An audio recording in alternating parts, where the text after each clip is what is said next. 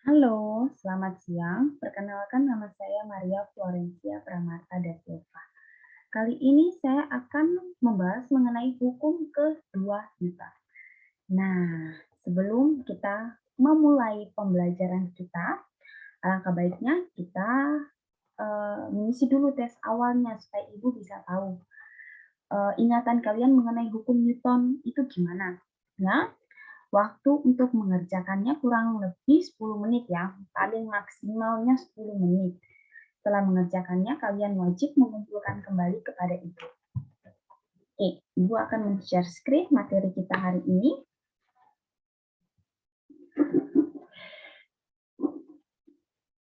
Oke, kali ini Ibu akan mengajar kalian menggunakan pendekatan student center dengan model pembelajarannya yaitu kooperatif, tipe number, head together, dan metode pembelajarannya adalah diskusi kelompok, serama, dan percobaan sederhana. Oke, mengapa kita perlu tahu hukum 2 Newton supaya kita bisa mengetahui bagaimana hubungan percepatan, gaya, dan massa pada suatu benda. Oke, seperti ini ya contohnya. Nah, misalnya Ibu kasih kedua barang ini dimasukkan ke dalam troli belanja ini. Pastinya besarnya gaya dorong yang Ibu berikan terhadap troli ini harus diimbangi dengan massa suatu benda yang ada di dalam troli itu. Supaya apa? Supaya bisa bergerak. Ya, kalau gaya yang kita berikan lebih kecil, maka tidak bisa, troli ini tidak mungkin bisa melaju ke depan, bergerak ke depan. Karena apa? Gaya kita lebih kecil. Jadi, troli ini tidak bisa bergerak. Dia hanya tetap diam di sini. Seperti itu. Jadi, besarnya gaya yang kita berikan harus sebanding dengan besarnya massa suatu benda. Seperti itu. Bagaimana kalau Ibu masukkan semuanya? Sama. Gaya yang besarnya gaya Ibu mendorong troli ini harus sama besar atau lebih besar dengan massa suatu benda. Supaya apa? Supaya trolinya bisa melaju ke depan atau bergerak ke depan. Seperti itu. Jadi, gaya yang diberikan dia berbanding lurus dengan massa suatu benda. Seperti itu ya. Nah, ini hukum 2 Newton. Hukum 2 Newton dia berbunyi seperti berikut. Percepatan sebuah benda dia berbanding lurus dengan gaya total yang bekerja padanya. Dan dia berbanding terbalik dengan massanya. Arah percepatannya sama dengan arah gaya total yang bekerja padanya. Nah, karena percepatan suatu benda berbanding lurus dengan gaya total. Ini gaya total, ini percepatannya. Benar kan? Secara matematis ditulis sebagai berikut.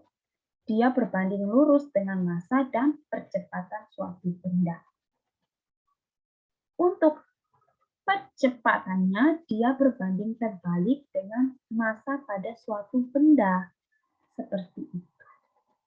Karena apa? Semakin besar massa, maka semakin kecil percepatannya, walaupun gayanya sama besar ya. Seperti itu hubungannya. Jika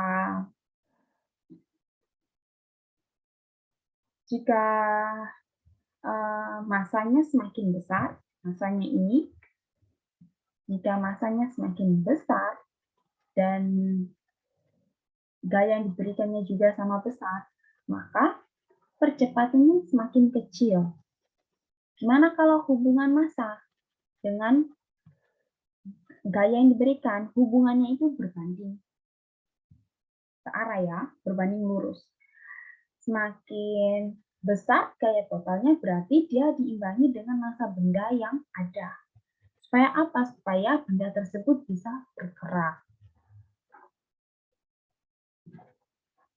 Oke. Oke.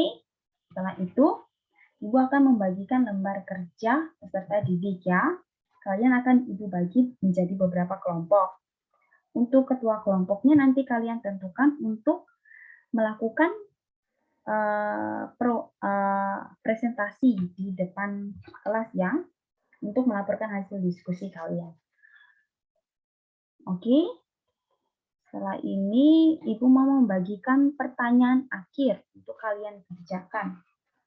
Supaya Ibu bisa tahu apakah kalian memahami atau tidak materi yang Ibu ajarkan pada hari ini.